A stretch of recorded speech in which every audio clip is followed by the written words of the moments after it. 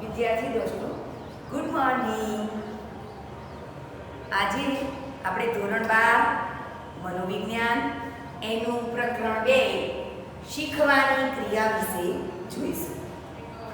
વિદ્યાર્થી દોસ્તો, શીખવાની ક્રિયા મનુષ્ય અથવા તો જીવંત પ્રાણી કોઈ પણ જન્મે ત્યારથી મૃત્યુ સુધી તેના જીવનમાં શીખવાની ક્રિયા ચાલ્યા જ કરે છે. મનુષ્ય જન્મે ત્યારે તેનું વર્તન એક જ પ્રકારનું હોય છે, સાહજિક વર્તન.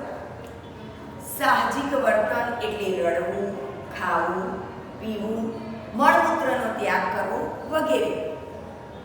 ખાવા માટે કોઈ શીખવાની જરૂર પડતી નથી, રડવા માટે એને શીખવાની જરૂર પડતી નથી, અથવા તો મળમૂત્રનો ત્યાગ કરવા માટે કોઈ શિક્ષણની જરૂર છે નહીં. તો આ છે મનુષ્યનું સાહજિક વર્તન. પરંતુ માનવ બાળ જેમ જેમ મોટું થાય તેમ તેમ તેની શીખવાની ક્રિયાનો પ્રારંભ થાય છે. તેની શીખવાની ક્રિયા ચાલુ થાય છે.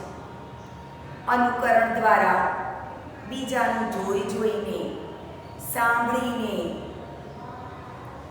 અથવા તો અવલોકન કરીને, આજુબાજુના પર્યાવરણમાંથી, અનુભવો દ્વારા, અભિસંધાન દ્વારા પ્રયત્ન કરે, ભૂલ કરે અને વિવિધ રીતે તે પોતાના વર્તનમાં પરિવર્તન લાવે છે. અને આ પરિવર્તન સાપેક્ષ અને કાયમી હોય છે. તો વિદ્યાર્થી દોસ્તો, શીખવું એટલે શું? શીખવું એટલે શું? તો શીખવું એટલે અથવા તો શિક્ષણ એટલે અનુભવ, પ્રયત્ન કે મહાવરા દ્વારા વર્તનમાં થતું પરિવર્તન. અને તે પરિવર્તન કાયમી પણ હોય અને સાપેક્ષ પણ હોય તેવું સી.ટી. મોર્ગન નામના મનોવૈજ્ઞાનિકોએ આપણને કીધેલું છે. તો આ વ્યાખ્યા પરથી આપણે એક વસ્તુ પ્રતિપાદિત કરી શકીએ કે શિક્ષણ માટે અનુભવ અને મહાવરો જરૂરી છે. એકને એક વસ્તુનો મહાવરો, પુનરાવર્તન, દ્રઢીકરણ વારંવાર કરવામાં આવે, બાળકને જાત જાતના અનુભવો થાય, તો શિક્ષણ માટે આ જરૂરી છે. એને પરિણામે બાળકના વર્તનમાં પરિવર્તન આવે છે. અને આ પરિવર્તન કાયમી અને સાપેક્ષ હોય છે. તો અહીંયા આપણે શિક્ષણની અંદર શીખવું, શીખવાની અંદર જોયું કે માનવ બાળ અનુભવ મેળવે, અવલોકન કરે, પ્રયત્ન કરે, ભૂલ કરે, અભિસંધાન કરે અને એ રીતે સજીવ પોતે શિક્ષણ મેળવે છે. તેને શીખવાની ક્રિયા કહેવાય. એના પછીનો ટોપિક આપણે જોઈશું કે આપણે કેવી રીતે શીખીએ, કઈ કઈ રીતે આપણે શીખીએ છીએ, અથવા તો શિક્ષણની તરાહો. આપણે વિદ્યાર્થી દોસ્તો, આપણે કઈ કઈ રીતે શીખીએ છીએ? તો આપણે 5 રીતે શીખીએ છીએ. સૌથી પહેલા છે અનુકરણ દ્વારા શિક્ષણ. બહુ પ્રાથમિક કક્ષામાં નાનકડું બાળક બીજાનું જોઈને અનુકરણ કરે છે. દાખલા તરીકે, જ્યારે ઘરની અંદર બાળક 6 મહિનાનું, 8 મહિનાનું, 12 મહિનાનું થાય, એની માતા છે એને એના ઘરના લોકો અથવા તો દિયર ભાભી કહેતો હોય તો બાળક પોતે પણ ભાભી કહે છે. કેમ કે એને એવી ખબર નથી કે આ માતા છે, આની મમ્મી કહેવાય. પછી એને વારંવાર કહેવામાં આવે છે, બેટા આને મમ્મી કહેવાય, આ મમ્મી છે તો એ શીખે છે. નાનકડું બાળક પોતાના પિતાને સ્કૂટર ચલાવતા જોવે છે, કીક મારતા જોવે છે, તો પોતે પણ તેનું અનુકરણ કરે છે. પોતે પોતાની નાનકડી સાયકલને કીક મારે છે, પાર્કિંગ કરે છે. તો આ બધું એ અનુકરણ દ્વારા શીખે છે. સ્કૂલમાં બાળક શિક્ષક દ્વારા જ્યારે શીખતો હોય ત્યારે ઘરે જઈને પોતે જાતે શિક્ષક બની જાય છે અને જે રીતે શિક્ષક શીખવતા હતા તે રીતે એ પોતે પણ અનુકરણ કરે છે. તો આ રીતે અનુકરણ દ્વારા બાળક શિક્ષણ કરે છે. એટલે કે અનુકરણ દ્વારા બાળક શિક્ષણ પ્રાપ્ત કરે છે. વ્યક્તિ અથવા તો બાળક પોતાની આસપાસમાં રહેલા પર્યાવરણનું અવલોકન કરે છે, બીજા લોકોનું અનુકરણ કરે છે અને એ રીતે પોતે શિક્ષણ પ્રાપ્ત કરે છે. ઘણી વખત આપણે ટીવી ઉપર પિક્ચરની અંદર હીરો હિરોઈનોને જોઈએ છીએ અને તેમના જેવા વસ્ત્ર પરિધાન કરવા, તેમના જેવા હાવભાવ કરવા, તેમનું જેવું બોલવા માટે અનુકરણ કરીએ છીએ. તો પહેલું છે અનુકરણ દ્વારા શિક્ષણ. બીજું છે પ્રયત્ન અને ભૂલ દ્વારા શિક્ષણ. અહીંયા શિક્ષણ મેળવવા માટેની આ બીજી તરફ છે. વ્યક્તિ શિક્ષણ લેવા માટે પ્રયત્ન કરે છે, વારંવાર પ્રયત્ન કરે છે, ભૂલો કરે છે, નિષ્ફળતાને પ્રાપ્ત થાય છે, પરંતુ પ્રયત્નો કર્યા જ કરે છે. પ્રયત્ન અને ભૂલ દ્વારા શિક્ષણ અમેરિકન મનોવૈજ્ઞાનિક થોર્નડાઇક નામના જે મનોવૈજ્ઞાનિક છે તેમણે એક પ્રયોગ દ્વારા આપણને આ સમજાવ્યું છે. અમેરિકન મનોવૈજ્ઞાનિક થોર્નડાઇકે એક સમસ્યા પેટીની રચના કરી. એક આમ બંધ પેટી સળિયાઓ વાળી. આ પેટીની અંદર તેમણે એક એવી કળ રાખી કે એ કળ ઉપર હાથ પડે તો કળ દ્વારા દરવાજો ખુલી જાય અને જે પ્રાણીને સમસ્યા પેટીમાં રાખ્યું છે તે બહાર નીકળી શકે. આવી એક સમસ્યા પેટીની રચના કર્યા પછી આ થોર્નડાઇકે આ સમસ્યા પેટીની અંદર એક ભૂખી બિલાડીને મૂકી. બિલાડી ભૂખી હતી. આ સમસ્યા પેટીની બહાર તેમણે ખોરાક મૂક્યો. બિલાડીએ ખોરાક જોયો અને ખોરાક લેવા માટે, ખાવા માટે તે હવાતિયા મારવા લાગી. સૌ પ્રથમ એણે સળિયા ઝપઝપાવ્યા. આખા સમસ્યા પેટીની અંદર આમ તેમ ફરી બહાર નીકળવા માટે પ્રયત્ન કર્યા. પોતાના હાથ પગના નહોર ભરાવ્યા, દાંતેથી બચકા ભર્યા, પરંતુ સમસ્યા પેટીમાંથી બહાર નીકળી શકી નહીં. એમ કરતા કરતા આમથી તેમ દોડતા દોડતા અચાનક તેનો પંજો તે કળ ઉપર પડ્યો. બારણું ખુલી ગયું અને બિલાડી બહાર જઈને ખોરાક લેવા લાગી. અહીં બિલાડીને એવું શિક્ષણ નહોતું મળ્યું કે કળ ખોલવાથી બારણું ખુલ્યું ને મને ખોરાક મળ્યો. તેને એની ખબર હતી નહીં. આ તેનો સાહજિક પ્રયત્ન હતો. બીજા દિવસે પણ એવું થયું, ત્રીજા દિવસે પણ એવું થયું.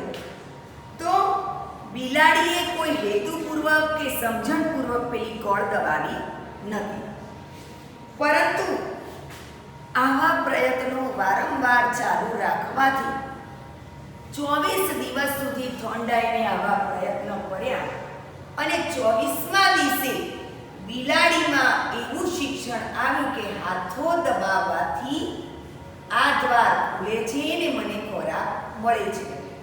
અને એ રીતે પ્રયત્નો કર્યા જ કરવાથી ભૂલની સંખ્યાઓ ધીમે ધીમે ઓછી થતી ગઈ અને એક દિવસ એવો આવ્યો કે બિલાડીને પોતાના પ્રયત્ન દ્વારા એવી સમજણ પ્રાપ્ત થઈ ગઈ કે આ રીતે મને ખોરાક મળે છે. તો વ્યક્તિઓ પોતે પણ પ્રયત્ન અને ભૂલ દ્વારા શિક્ષણ મેળવી શકે છે. વિદ્યાર્થી દોસ્તો, પ્રયત્ન અને ભૂલ દ્વારા જે શિક્ષણ મળે છે તેમાં શરૂઆતમાં ભૂલોની સંખ્યા વધારે હોય છે, પરંતુ જેમ જેમ પ્રયત્ન કરતા જઈએ તેમ તેમ ભૂલોની સંખ્યા ઓછી થતી જાય છે. હવે ત્રીજું છે અભિસંધાન દ્વારા શિક્ષણ. અભિસંધાન દ્વારા શિક્ષણ ઇવાન પાવલોવ નામના અમેરિકન મનોવૈજ્ઞાનિકોએ એક પ્રયોગ કરીને આપણને સમજાવ્યું. સૌથી પહેલા તો અભિસંધાન એટલે શું એ આપણે જોઈશું. તો અભિસંધાન એટલે જોડાણ. અભિસંધાન એટલે જોડાણ. જોડાણ કોનું? તો ઉદ્દીપક અને પ્રતિક્રિયા એ બેનું જોડાણ તેને અભિસંધાન કહેવામાં આવે છે. ઇવાન પાવલોવ નામના મનોવૈજ્ઞાનિકોએ અભિસંધાન દ્વારા જોડાણ તેનો પ્રયોગ આપણને બતાવ્યો છે. અહીંયા આ પાવલોવ પાચન ક્રિયાનો અભ્યાસ કરતા પ્રયોગો કરતા હતા અને તેમણે એમાંથી આ અભિસંધાન દ્વારા જોડાણનો પ્રયોગ આપણને સમજાવ્યો અને તે દ્વારા શિક્ષણ કેવી રીતે પ્રાપ્ત થાય છે તે સમજાવ્યું, જેને શાસ્ત્રીય અભિસંધાન અથવા તો પ્રશિષ્ટ અભિસંધાનના નામે પણ ઓળખવામાં આવે છે. પાવલોવે પોતાના પ્રયોગ માટે એક એવું સાધન બનાવ્યું કે જેમાં કૂતરાને એક સ્ટેન્ડ પર સ્થિર ઊભો રાખ્યો અને કૂતરાના મોંમાંથી જળતી લાળ માપન યંત્રમાં એકઠી થાય તેવી વ્યવસ્થા કરી. હવે પાવલોવે કૂતરાની સમક્ષ ખોરાક રજૂ કર્યો. કૂતરાને પહેલા આ સ્ટેન્ડ ઉપર બાંધ્યો અને કૂતરાની સમક્ષ ખોરાક રજૂ કર્યો. કૂતરો ભૂખ્યો હોવાને કારણે ખોરાક જોઈને એના મોઢામાંથી લાળ ઝરવા લાગી અને એ લાળ માપન યંત્રમાં એકઠી થવા લાગી. પાવલોવે જે લાળ ઝરવાની પ્રતિક્રિયા હતી તે સહજ પ્રતિક્રિયા હતી કે ખોરાક જોવે અને લાળ ઝરે. હવે પાવલોવે એક ખોરાકની સાથે સાથે ઘંટડીનો અવાજ કર્યો અને ઘંટડીનો અવાજ કરવાની સાથે કૂતરાને ખોરાક મળે તેવી વ્યવસ્થા કરી. શરૂઆતમાં તો કૂતરાને ઘંટડીના અવાજથી ખોરાક મળે છે તેવી સમજણ પ્રાપ્ત થઈ ન હતી, પરંતુ જ્યારે જ્યારે કૂતરાને ખોરાક આપવામાં આવે ત્યારે ઘંટડી પહેલાં વગાડી પછી કૂતરાને ખોરાક આપવામાં આવતો. તો આ રીતે ખોરાકની સાથે ઘંટડીના અવાજનું અભિસંધાન એટલે કે જોડાણ થયું. આવું વારંવાર કરવાને કારણે કૂતરાને એવું શિક્ષણ પ્રાપ્ત થયું કે જ્યારે જ્યારે ઘંટડીનો અવાજ વાગશે ત્યારે મને ખોરાક મળશે. એટલે કે ઘંટડીના અવાજ અને ખોરાકનું અભિસંધાન થયું અને આ રીતે અભિસંધાન દ્વારા શિક્ષણ પ્રાપ્ત થયું. આ ઉપરાંત આપણે જોઈશું તો પ્રશિષ્ટ અભિસંધાન એટલે કે શાસ્ત્રીય અભિસંધાનના મૂળભૂત ખ્યાલો. પહેલું છે અનઅભિસંધિત બુદ્ધિ એટલે કે કુદરતી સ્વાભાવિક પ્રતિક્રિયા. કૂતરાને ખોરાક બતાવ્યો અને લાળ ઝરવા લાગી, એને અનઅભિસંધિત ઉદ્દીપક કહેવાય. અનઅભિસંધિત પ્રતિક્રિયા.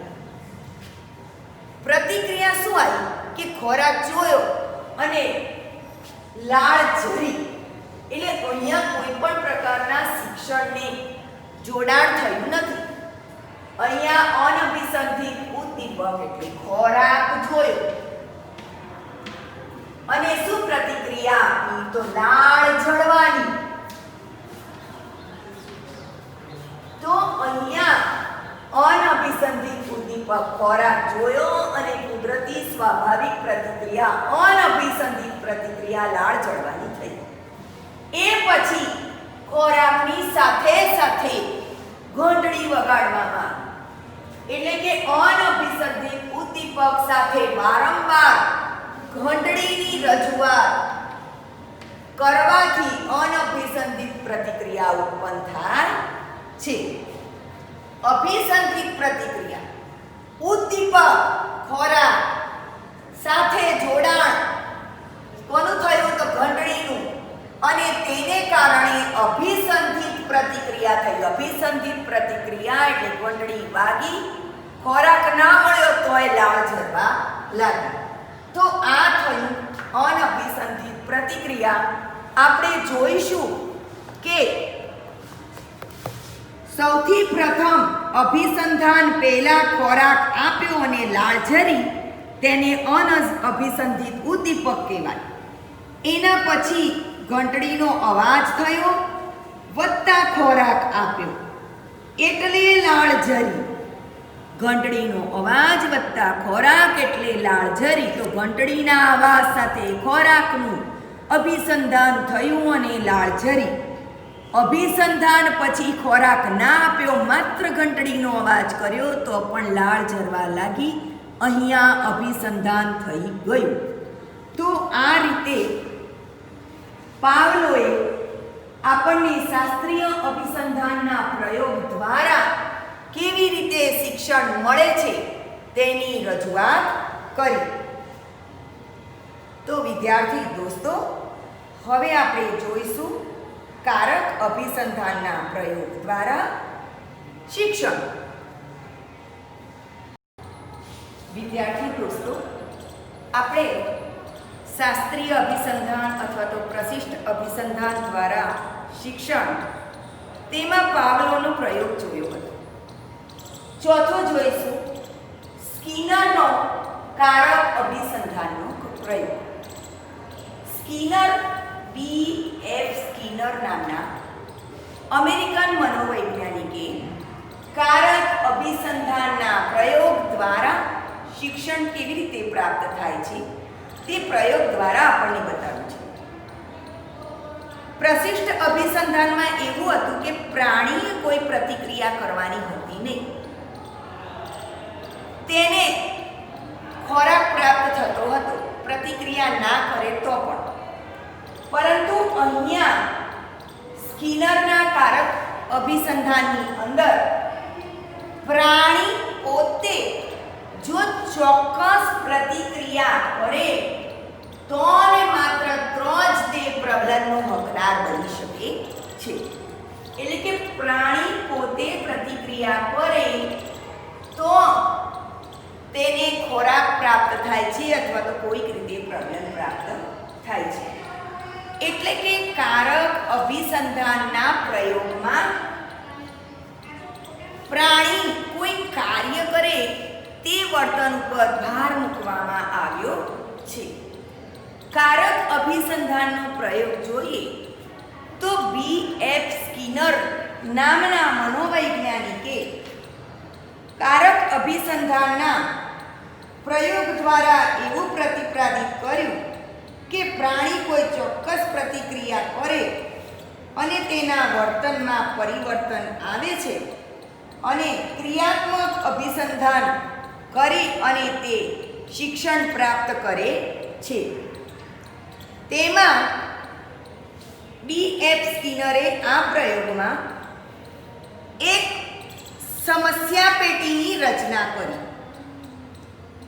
આ સમસ્યા પેટીની અંદર તેમણે એવી રચના કરી કે હાથો દબાવવાથી અન્ન ગુટિકા ખોરાક પ્રાપ્ત થાય. BF સ્કિનરે આ સમસ્યા પેટીની અંદર એક ભૂખ્યા ઉંદરને મૂક્યો. BF સ્કિનરે આ સમસ્યા પેટીની અંદર એક ભૂખ્યા ઉંદરને મૂક્યો. ઉંદર ભૂખ્યો હોવાથી ખોરાક માટે આમ તેમ દોડાદોડ કરતો હતો, પરંતુ તેને ખોરાક પ્રાપ્ત થતો ન હતો. દોડાદોડ કરતાં કરતાં ઉંદરનો પંજો કળ ઉપર પડી ગયો અને તેને કારણે અન્ન ગુટિકા ઉંદરને પ્રાપ્ત થઈ. તો આ રીતે પ્રયત્ન કરવાથી અથવા તો કંઈક કાર્ય કરવાથી ઉંદરને અન્ન ગુટિકા પ્રાપ્ત થઈ. જ્યારે ઉંદરને અન્ન ગુટિકા પ્રાપ્ત થઈ ત્યારે ઉંદર આ યાંત્રિક રચનાથી અપરિચિત હતો, બેખબર હતો. તેને એવી ખબર હતી નહીં કે હાથો દબાવવાથી અન્ન ગુટિકા પ્રાપ્ત થાય છે. પ્રથમ અન્ન ગુટિકા ઉંદરની પેટીમાં મૂક્યાના 15 મિનિટ પછી પ્રાપ્ત થઈ. બીજી અન્ન ગુટિકા 35 મિનિટે પ્રાપ્ત થઈ. ત્રીજી અન્ન ગુટિકા 20 મિનિટે પ્રાપ્ત થઈ. આમ હાથો દબાવવાની પ્રતિક્રિયાને કારણે અન્ન ગુટિકા પ્રાપ્ત થાય છે તેવી સમજ ઉંદરને પ્રાપ્ત થઈ અને તે પછી ઉંદર વારંવાર હાથો દબાવીને તરત જ ખોરાક પ્રાપ્ત કરવા લાગ્યો. તો આ રીતે પ્રબલન દ્વારા આ પ્રતિક્રિયાનું દ્રઢીકરણ થયું. પ્રબલન શું હતું? તો પ્રબલન ખોરાક હતો. તો ઉંદરને પોતે હાથ પંજો દબાવવાની પ્રતિક્રિયા કરે છે તો અને માત્ર તો જ તેને ખોરાક પ્રાપ્ત થાય છે. તો જેને કારક એટલે કે ક્રિયા કરી અને ખોરાક પ્રાપ્ત થયો એને સ્કિનરનો કારક અભિસંધાનનો પ્રયોગ એ રીતે ઓળખવામાં આવે છે. વિદ્યાર્થી દોસ્તો, અત્યાર સુધી આપણે 3 પ્રયોગો જોયા.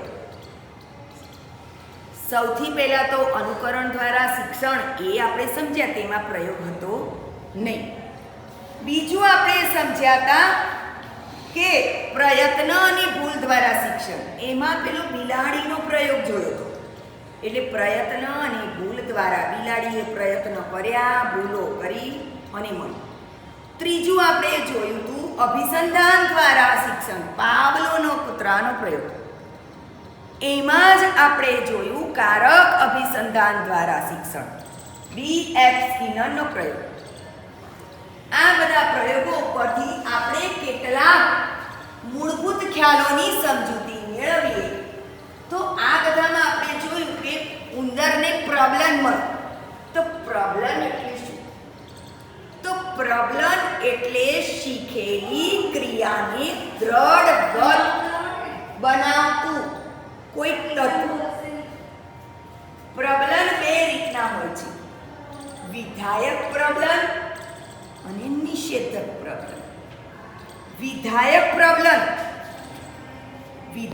પ્રબલનમાં આપણે જોઈએ તો શીખેલી પ્રતિક્રિયાને વારંવાર કરવાની પ્રેરણા મળે અને પ્રતિક્રિયાને દ્રઢ બનાવે તેને વિધાયક પ્રબલન કહે છે.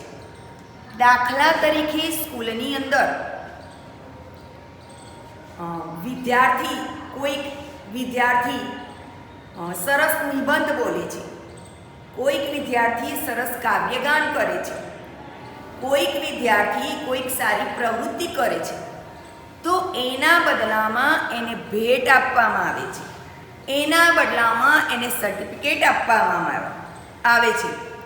તો આ એનું એક જાતનું પ્રબલન થયું કે એણે સારી કાર્ય કર્યું, એના બદલ એને ભેટ મળી. તો તે વિદ્યાર્થી માટે આ ભેટ એક આત્મસંતોષ અથવા તો એક પ્રબલન પૂરું પાડે છે કે જે વિધાયક પ્રબલન છે એની સારી ક્રિયા વારંવાર તે કરવા પ્રેરાય છે, વારંવાર પોતે આવી રીતે આગળ આવવા પ્રયત્ન કરે છે. કોઈ રમતગમતની અંદર કોઈ વિદ્યાર્થીઓ અગાઉના રેકોર્ડ તોડે તો એને શિલ્ડ મળે છે, તો એને આ ક્રિયા વધારનારું વિધાયક પ્રબલન કહેવાય. એવી જ રીતે નિષેધક પ્રબલન એટલે સજા નહીં, નિષેધક પ્રબલન એટલે શિક્ષા નહીં, પરંતુ નિષેધક પ્રબલન એટલે પ્રતિક્રિયાની સંભાવના વધારનારું અને પ્રતિક્રિયા બાદ દૂર કરાતું ઉદ્દીપક છે. બીજું જોઈશું વિલોપન. વિલોપન એટલે ભૂલી જવું, સાદી ભાષામાં મેમરીમાંથી જતું રહેવું અમુક સમય માટે, સાદી આપણી ભાષામાં. મનોવૈજ્ઞાનિક ભાષામાં વિલોપન એટલે શીખેલી પ્રતિક્રિયાની લુપ્તતા. દાખલા તરીકે ઉંદરને હાથો દબાવીને ખોરાક મળે, પરંતુ વારંવાર હાથો દબાવીને ખોરાક ના મળે તો પછી ઉંદર હાથો દબાવવાથી ખોરાક મળતો હતો તે વસ્તુ ભૂલી જશે. દાખલા તરીકે ઘંટડી વગાડવાથી કૂતરાને ખોરાક મળતો હતો, પરંતુ વારંવાર ઘંટડી દબાવવામાં આવે અને ખોરાક ના મળે તો કૂતરાની લાળ ઝરવાની પ્રતિક્રિયા ઓછી થઈ જશે. એટલે કે શીખેલી પ્રતિક્રિયાની લુપ્તતાને વિલોપન કહેવામાં આવે છે. ઉદ્દીપક સામાન્યીકરણ. શાસ્ત્રીય અભિસંધાનમાં ઉદ્દીપક સામાન્યીકરણ થયું હતું. કારક અભિસંધાનની અંદર પણ ઉદ્દીપક સામાન્યીકરણ થવાની પરિસ્થિતિ થાય છે. ઉદ્દીપક સામાન્યીકરણ એટલે કે રોજબરોજના જીવનમાં કારક અભિસંધાન અને શાસ્ત્રીય અભિસંધાન દ્વારા સામાન્યીકરણ થવામાં આવે છે. દાખલા તરીકે આપણે ઘરની અંદર કોઈક વસ્તુ ક્યાંક મુકાઈ ગઈ છે, મળતી નથી, વારંવાર શોધ્યા કરીએ અને સંભવિત જગ્યાઓ શોધી અને વસ્તુ મળી જાય. એક વખત આવું થયું, 2-4 દિવસ પછી ફરીથી તે જ વસ્તુ ખોવાઈ ગઈ. તો આપણે પહેલાં મળી હતી ને તે જ જગ્યાએ પહેલાં જોઈશું કે અહીંયા છે, મળી ગઈ. ફરીથી પાછું એવું થયું તો ત્રીજી વખત પણ આપણે ત્યાં જ શોધીશું પણ મળશે નહીં. તો હવે આપણે એને બીજી સંભવિત જગ્યાઓએ શોધવા પ્રયત્ન કરીશું અને તે વસ્તુ મળી જશે. તો અહીંયા ઉદ્દીપકનું સામાન્યીકરણ થઈ ગયું કહેવાશે. દાખલા તરીકે કોઈ બાળક રમકડું રમે છે, વારંવાર રમે છે, પછી એને અભ્યાસ કરવા માટે બેસવાનું હોય છે તો એની માતા તે રમકડું સંતાડી દે છે. કેમ કે બાળક જો રમકડાથી જ રમ્યા કરશે તો અભ્યાસ કરશે નહીં, એટલે એ સંતાડી દે છે. એટલે એની માતા બાળક રમકડું શોધી કાઢે છે. આવું 2-3 વખત થાય છે, પછી એની માતા કોઈક અન્ય જગ્યાએ સંતાડી દે છે. તો બાળક ખાખા ખોળા કરી અને ત્યાંથી પણ રમકડું શોધી કાઢે છે. તો અહીંયા ઉદ્દીપક ભેદબોધન થયું તેમ કહી શકાય. ઉદ્દીપક વચ્ચે ભેદ પારખી દીધો.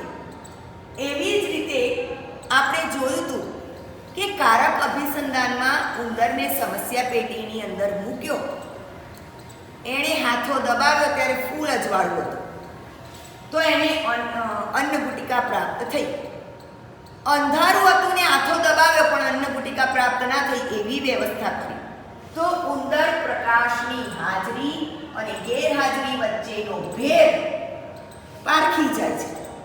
તો અહીંયા તેને ઉદ્દીપક ભેદબોધન તેવું પણ કહેવામાં આવે છે. એટલે કે ઉદ્દીપકો વચ્ચેનો તફાવત પારખવો. તો આ ઉદ્દીપક ભેદબોધન. તો અહીંયા આપણે આ મૂળભૂત ખ્યાલો પ્રબલન, વિલોપન, ઉદ્દીપક સામાન્યીકરણ અને ઉદ્દીપક ભેદબોધન વિશે શીખ્યા. હવે શિક્ષણની પાંચમી તરાર આંતરસૂઝ દ્વારા શિક્ષણ. ચાર રીતે આપણે શિક્ષણ જોયું. કયું? અનુકરણ દ્વારા, પ્રયત્નની ભૂલ દ્વારા, પછી અભિસંધાન દ્વારા, તેમાં પ્રશિષ્ટ અભિસંધાન અને કારક અભિસંધાન. એના પછી પાંચમું છે કે આંતરસૂઝ દ્વારા શિક્ષણ. આંતરસૂઝ દ્વારા શિક્ષણ કેવી રીતે પ્રાપ્ત થાય છે તે સમષ્ટિવાદી મનોવૈજ્ઞાનિક જર્મની મનોવૈજ્ઞાનિક કોહલરે પ્રયોગો દ્વારા પ્રતિપાદિત કર્યું છે કે વ્યક્તિ આંતરસૂઝ દ્વારા શિક્ષણ મેળવે છે. આંતરસૂઝ દ્વારા શિક્ષણની પ્રક્રિયા બોધાત્મક ક્રિયા સાથે સંકળાયેલી. બોધાત્મક ક્રિયા એટલે મગજની સમજ સાથે સંકળાયેલી છે.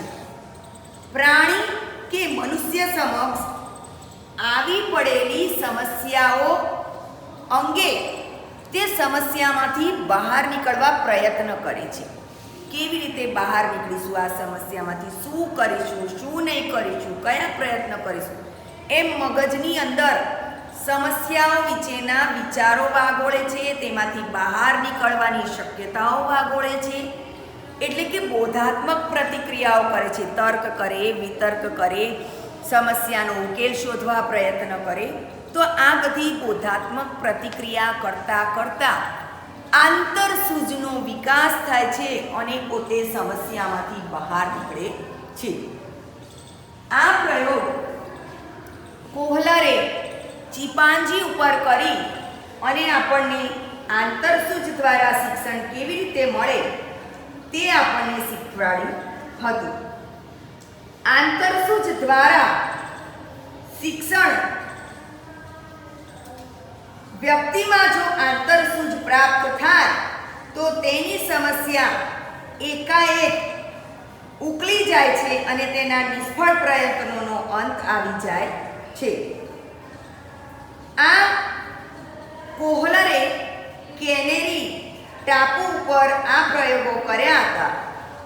સૌપ્રથમ કોહલરે એક લાકડી ચિંપાંજી ઉપર વાનરો પર પ્રયોગ કર્યા. સૌપ્રથમ એક લાકડી વાળો પ્રયોગ કર્યો. આની અંદર એક પિંજરાની અંદર એક ચિંપાંજીને મૂકવામાં આવ્યો. ભૂખ્યો ચિંપાંજી હતો અને તેના પિંજરાની બહાર કેળાની લૂમ મૂકવામાં આવી. ચિંપાંજીએ હાથ લાંબા કર્યા, પગ લાંબા કર્યા, પરંતુ કેળા હાથ લાગ્યા નહીં. ચિંપાંજી પાંજરામાં આમ તેમ દોડવા લાગ્યા અને એણે એક લાકડી જોઈ અને એની આંતરસૂઝ થઈ. એણે લાકડી નાખી અને કેળા ખેંચી અને પોતે ખાધા અને આ રીતે તેના પ્રયત્નોથી તેને સફળતા મળી. બીજી વખત ફરીથી ચિંપાંજીને તે પાંજરામાં પૂરવામાં આવ્યો અને કેળાની લૂમ દૂર મૂકવામાં આવી. તો હવે ચિંપાંજીએ પાછી પેલી લાકડી લઈ આવ્યો અને કેળાની લૂમ લેવા પ્રયત્ન કર્યો, પણ કેળાની લૂમ હાથ આવી નહીં. હવે શું કરીશું? ચિંપાંજી આમ તેમ દોડવા લાગ્યો અને એણે પાંજરામાં પડેલી બીજી લાકડી જોઈ. પહેલી લાકડી મૂકી દીધી અને બીજી લાકડી વડે પ્રયત્ન કર્યો, ના થયું. પાછી બીજી લાકડી મૂકી દીધી, પહેલી લાકડી વડે પ્રયત્ન કર્યો, ના મળ્યા કેળા અને એનામાં આંતરસૂઝનો વિકાસ થયો. પહેલી અને બીજી લાકડીને મિક્સ કરી અને લાંબી લાકડી કરીને તેણે કેળા મેળવ્યા. એ પછી ત્રીજો પ્રયોગ તેમણે ખોખાનો કર્યો કે એક રૂમની અંદર ખાલી ખોખાઓ એક ખૂણામાં પડ્યા હતા અને કેળાની લૂમ છત ઉપર લટકાવી. ચિંપાંજીએ ઘણા કૂદકા માર્યા પરંતુ કેળા હાથ લાગ્યા નહીં. તો આ રીતે ચિંપાંજી આમ તેમ ભમ્યા પછી પેલું બોક્સ વચ્ચે લઈ આવીને ચડ્યો તો કેળા હાથ ના લાગ્યા. બીજું બોક્સ મૂક્યું, ત્રીજું બોક્સ મૂક્યું અને એણે કેળા મેળવ્યા. તો ચિંપાંજીએ આ રીતે કોહલરે બહુ સ્પષ્ટ રીતે કીધું કે ચિંપાંજીને પહેલા મળેલા શિક્ષણને લીધે એ શિક્ષણ 1 લાકડીવાળો પ્રયોગ કર્યો, 2 લાકડીવાળો પ્રયોગ કર્યો અને ચિંપાંજીમાં શિક્ષણ આવ્યું હતું. એ શિક્ષણનો ઉપયોગ કરી એણે ત્રીજી વખત પ્રયોગ કરી અને ખોખા ગોઠવીને પોતે કેળા પ્રાપ્ત કર્યા. તો તેને કોહલર આંતરસૂઝ અથવા તો આહા પ્રયત્નને નામે ઓળખાય છે. આ રીતે સમસ્યાના ઉકેલ માટે શિક્ષણ તેણે મેળવ્યું અને આ રીતે તેની સમસ્યા ઉકેલાઈ ગઈ. તો વિદ્યાર્થી દોસ્તો, શીખવાની ક્રિયા આ 5 રીતે થાય છે. અહીંયા આપણું આ પ્રકરણ પૂર્ણ થાય છે અને તમે જોશો કે મેં તમને શીખવાની ક્રિયા અથવા તો શિક્ષણની તરેહો શીખવાડી, 5 રીતે મૂળભૂત ખ્યાલો શીખવાડ્યા. તો આ બધા ઉપરથી હું એવી આશા રાખીશ કે તમે એસાઇનમેન્ટ બુકમાં શીખવાની 5 તરા અનુકરણ દ્વારા, પ્રયત્નની ભૂલ દ્વારા, અભિસંધાનના શાસ્ત્રીય અભિસંધાનનો પ્રયોગ, કારક અભિસંધાનનો પ્રયોગ, આંતરસૂઝ દ્વારા શિક્ષણ, આ બધું ફરીથી પુનર્દ્રઢીકરણ કરી અને તમારી જાતે મોઢે કરી અને એસાઇનમેન્ટ બુક્સમાં લખજો. જ્યારે આપણે સ્કૂલમાં મળીશું ત્યારે હું તમારી એ એસાઇનમેન્ટ બુક્સ તપાસીશ. આ સિવાય તમારા સ્વાધ્યાયની અંદર વિભાગ બી, સી અને ડીની અંદર જે પ્રશ્ન આપ્યા છે તે પ્રશ્નના જવાબ તમે રિફર કરજો, તમારી પાસે પડેલી બુક્સમાં વાંચજો, મેં સમજાવ્યું છે તે જોજો અને એ ઉપરથી તમે મોઢે કરશો, વારંવાર પુનરાવર્તન અને દ્રઢીકરણ કરશો અને એ રીતે આપણે ફરીથી મળીશું ત્યારે હું તમારું એ બધું મોઢે લઈશ અથવા તો ચેકિંગ પણ કરીશ. થેન્ક યુ વિદ્યાર્થી દોસ્તો.